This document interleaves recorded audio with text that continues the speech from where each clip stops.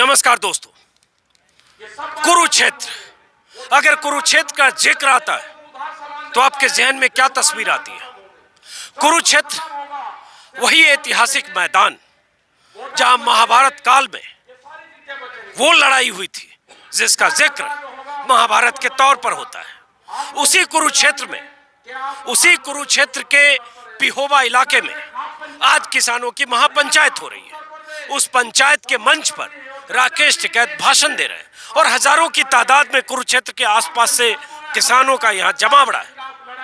और ये किसानों की महापंचायत का ऐसा सिलसिला है जो हरियाणा और यूपी के अलग अलग इलाकों में लगातार जारी है। लेकिन आज ये सिलसिला कुरुक्षेत्र में, हरियाणा में, उसी मनोहर लाल खट्टर के सूबे में, जिस मनोहर लाल खट्टर की सरकार ने किसानों के उस काफिले को रोकने की कोशिश की थी जब किसान दिल्ली चलो के मार्च के साथ पंजाब और हरियाणा के अलग अलग इलाकों से दिल्ली की तरफ चले थे। वो तारीख थी 25-26 नवंबर। रास्ते में गड्ढे खोदे गए, वाटर कैनन चला, टीयर गैस चला, मल्टी लेयर बैरिकेडिंग हुई और रोकने की तमाम प्रयास हुए, लेकिन किसानों का जत्था उन कोशिशों को नाकाम करता हुआ, वाटर कैनन को झेलता हुआ, टीयर गैस को झेलता हुआ दिल्ली पहुंचा। अब दिल्ली में किसानों के जत्थे के 2.5 महीने से ज्यादा हो गए। किसानों का जमावड़ा दिल्ली की सीमाओं पर है। अब किसानों की महापंचायतें हरियाणा और यूपी में हो रही है, जैसे आज कुरुक्षेत्र में, परसों दादरी में, परसों मेवात में और अलग अलग इलाकों में। इन महापंचायतों का क्या मतलब है? और अगर ये महापंचायतें हो रही है, गांव-गांव में, शहर-शहर में किसानों को जगाने की कोशिश आंदोलनकारी कर रहे हैं, तो क्या इसका कोई असर बड़ा होने वाला है? और ऐसे वक्त में जब प्रधानमंत्री संसद में 75 मिनट तक भाषण देते हैं, उस भाषण में आंदोलनकारियों का मजाक उड़ाते हैं। उससे पहले नरेंद्र तोमर संसद में कहते हैं कि सिर्फ एक सूबे के किसानों को गलतफहमी है, इशारा पंजाब की तरफ होता है। लेकिन आज जो यह महापंचायत है ये हरियाणा में है। परसों की महापंचायत भी हरियाणा में थी, मेवात में भी, चरखी दादरी में भी और अलग अलग इलाकों में। लेकिन कुरुक्षेत्र की इस महापंचायत का क्या मतलब है? हमारे साथ हैं अरुण पांडे, वरिष्ठ पत्रकार, हमारे साथी और सहयोगी। और राकेश टिकैत की हैसियत और बदलती हुई स्थिति देखें कि जो राकेश टिकैत गाजीपुर बॉर्डर पर कुछ लोगों के साथ थे, पश्चिमी यूपी के कुछ 100 लोगों के साथ, वो राकेश टिकैत अब बड़ी बड़ी पंचायतों को संबोधित कर रहे हैं। गाजीपुर से 200-300 किलोमीटर दूर जाकर। उसका भी क्या मतलब है? क्या 28 जनवरी की उस शाम से इस आंदोलन में एक नई जान फूंक दी गई? जाने अनजाने में राकेश टिकैत के आंसुओं ने वो असर कर दिखाया कि गांव-गांव में महापंचायत होने लगी। जाटों की महापंचायत, खापों की महापंचायत, सर्व खाप महापंचायत, 36-40 बिरादरियों की महापंचायत। और अगर ऐसी महापंचायतें हो रही है तब भी क्या सरकार खारिज करेगी कि ये मुट्ठी भर किसान है, ये चंद किसान है? तो ये किसानों के जमावड़े इस बात के सबूत हैं कि मुट्ठी भर किसान ने। क्या कहेंगे? अब ये सभा विसर्जित हो रही है। देखिए, कुरुक्षेत्र का इस पंचायत का आप वैसे देखें तो संख्या के लिहाज से यहाँ बहुत ज़्यादा लोग नहीं हैं जो दूसरी पंचायतों में दिखे, लेकिन इसका खास महत्व ये है, एक संदेश देने की कोशिश है। कुरुक्षेत्र, रोहतक, ये 2 ऐसी जगह हैं जो हरियाणा की पॉलिटिक्स का एक सेंटर मानी जाती हैं। और आपको याद होगा कि ये कुरुक्षेत्र ऐतिहासिक रूप से भी महाभारत का युद्ध यहीं लड़ा गया था। इसको धर्म क्षेत्र कहा गया और यहाँ जो युद्ध हुआ वो कोई सामान्य युद्ध नहीं था, उसे धर्म युद्ध का नारा दिया गया। ये धर्म युद्ध है, युद्ध नहीं, धर्म युद्ध है। और उसी कुरुक्षेत्र के और दूसरी इस इलाके की खासियत है कि कुरुक्षेत्र, कैथल और हिसार, ये 3 जिले ही मिलकर के ये बासमती का कटोरा इसे कहते हैं। इस इलाके में बासमती चावल का जबरदस्त प्रोडक्शन होता है और उसकी वो पूरे हिंदुस्तान में उसको लोग खाते हैं, जाता है वो यहाँ से बाहर विदेशों में भी जाता है। तो एक तरह से देखिए तो यहाँ की जो मुख्य फसल है वो चावल और गेहूँ, धान और गेहूँ है। तो मुझे लगता है कि वो एमएसपी का जो सवाल है और एमएसपी के जो मायने हैं उसका इस इलाके से बड़ा महत्व है। ये दो बातें हमको बहुत महत्वपूर्ण दिखती हैं और इसलिए इस आंदोलन में यहाँ के लोगों का जमावड़ा है। दूसरा एक खास बात यहाँ पे मुझे और नज़र आई, यहाँ के पॉपुलेशन को अगर देखिए तो इस पूरे इलाके में जितने जाट हैं उतने ही जाट सिख हैं। भारी तादाद है इन दो समुदायों की। तो सिख और जाट कम्युनिटी का यहाँ मिला जुला एक रूप हमें दिखाई देता है, जो कि और हरियाणा की पंचायतों में कम दिखा। वहाँ ज़्यादा जाट और दूसरी जातियाँ दिखी, यहाँ जाट के साथ साथ सिख दिखे और बाकी और छोटी मोटी और भी जातियाँ दिखी यहाँ पे। तो कुल मिलाकर के देखें तो पॉलिटिकल इम्पोर्टेंस है ये पूरा इलाका। एक ज़माने में गुलजारी लाल नंदा यहाँ से चुनाव लड़ा करते थे, कुरुक्षेत्र से सांसद रहे वो। उसके बाद इसी इलाके से ओपी जिंदल और उनके फिर पुत्र नवीन जिंदल दो बार तीन बार सांसद ये परिवार रहा।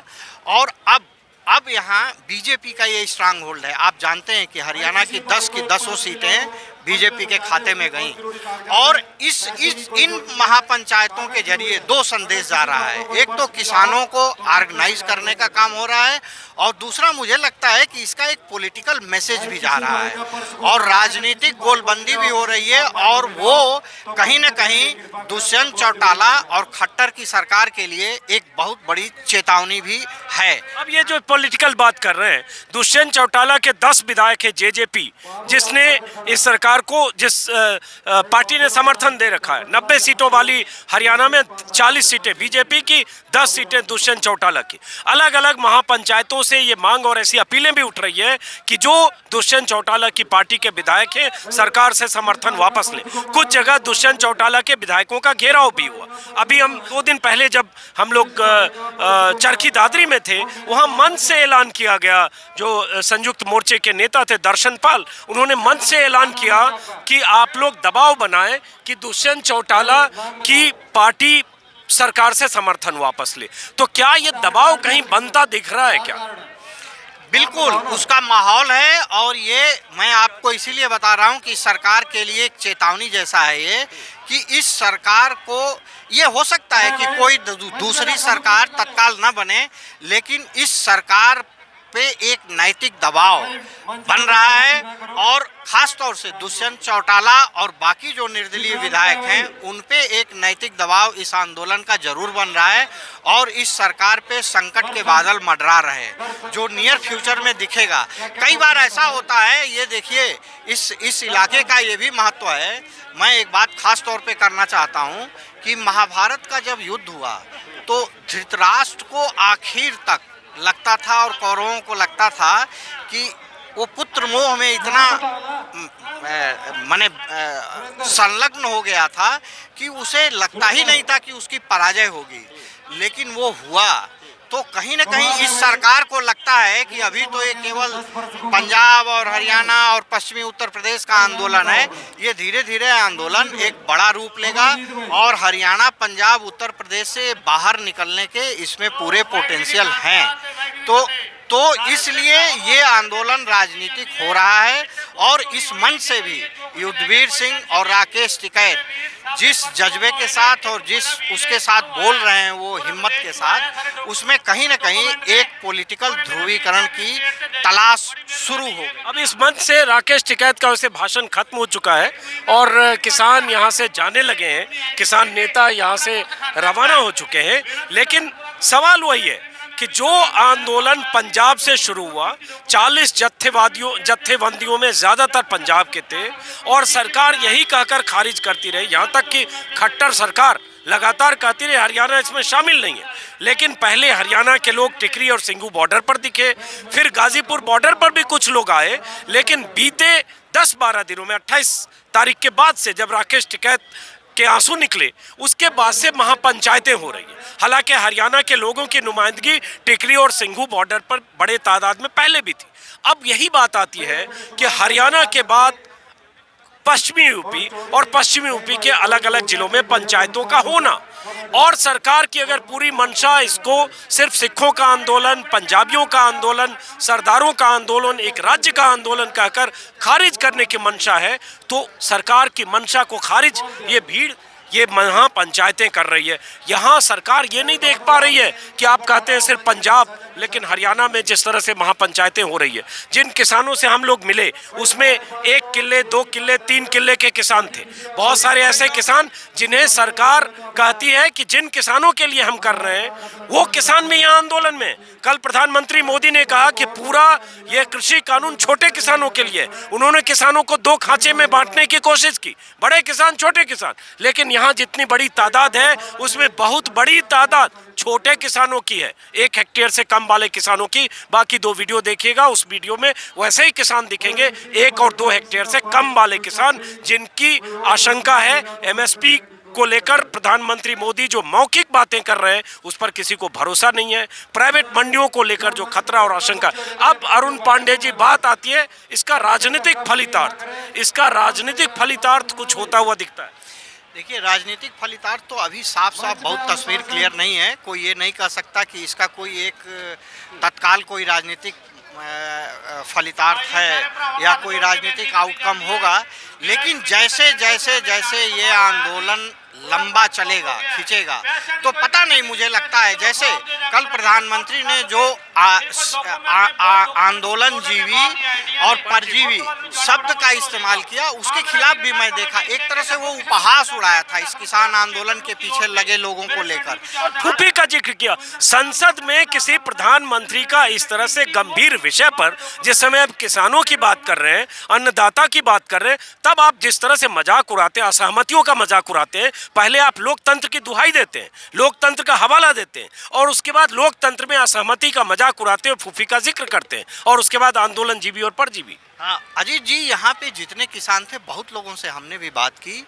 आंदोलन और परजीवी, जो आंदोलन जीवी और परजीवी, ये दोनों को जिस कॉन्टेक्स्ट में प्रधानमंत्री मोदी ने कहा, उस तरह के चेहरे हमें कोई नज़र नहीं आए। यहाँ सामान्य किसान है, अपनी मर्जी से आया है, ना कोई ऐसे प्रोफेशनल यहाँ पे आंदोलन करता हमें दिखाई दिए और न परजीवी दिखाई दिए। ये सब किसान अपना कठिन परिश्रम करते हैं, अपने खेतों में धान और गेहूँ पैदा करते हैं और खाते हैं। वो परजीवी नहीं है। परजीवी किस्म की जो श्रेणी है वो पार्टियों के भीतर कुछ मिल जाएगी, दूसरी जगहों पे मिल जाएगी, ऐसे शहरों में बैठे हुए कुछ आंदोलनकारी मिल जाएंगे। कल तो सोमपाल शास्त्री ने मुझसे बातचीत में कहा कि सबसे ज़्यादा परजीवी तो संघ में, आरएसएस में है। उनसे पूछिए कि किस खेत में फसल उपजाते हैं और क्या खाते हैं। मैं उनकी प्रवास करते हैं और परजीवी की तरह रहते हैं। मैं उनकी बात से 100% सहमत हूँ। पहली बार 20 साल 25 साल प्रवास में जीवन बिताते हैं, परजीवी की तरह किसी के घर में रह के खाना खाते हैं। जो खेत में फसल उपजाता है वो किसान आज आंदोलन कर रहा है। खुद आपको याद होगा, प्रधानमंत्री मोदी खुद आरएसएस के प्रचारक रह चुके हैं और वो अपनी सभाओं में कई बार कह चुके हैं कि कई बार बातों को लेकर लोगों के घरों में जाना। बनारस की हमें याद आ रहा है, बनारस की सभा में कहा था कि जाओ 10-15 घरों तक अपनी बात पहुंचाओ ताकि वो वोट देने आएँ।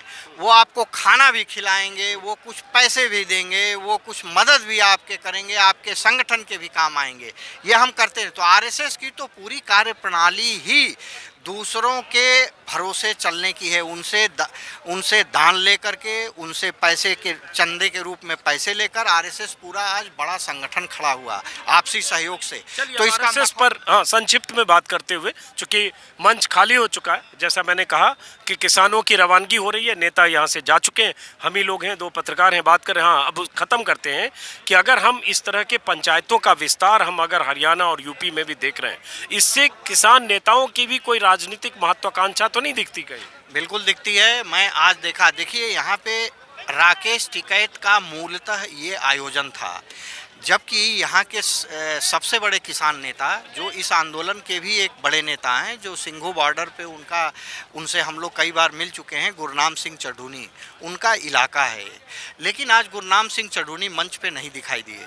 तो कहीं ना कहीं राकेश टिकैत की जो पॉपुलैरिटी और जो उनकी एक इमेज बनी है 26 जनवरी और उसके बाद 28 जनवरी के बाद, उसको वो कैपिटलाइज कर रहे हैं और अपने भारतीय किसान यूनियन को मजबूत करने के प्रयास में लगे हुए हैं और इसके ज़रिए अपने संगठन के विस्तार को भी वो एक तरह से सुनिश्चित कर रहे हैं। चलिए इस वीडियो को दोस्तों यहीं ख़त्म करते हैं, चूँकि वक्त पीछे मंच पर कार्यक्रम समापन हो चुका है, इसलिए वीडियो को खत्म करते हैं। 2 वीडियो और भी है, उसमें आप देखेंगे यहाँ के किसानों ने क्या कहा।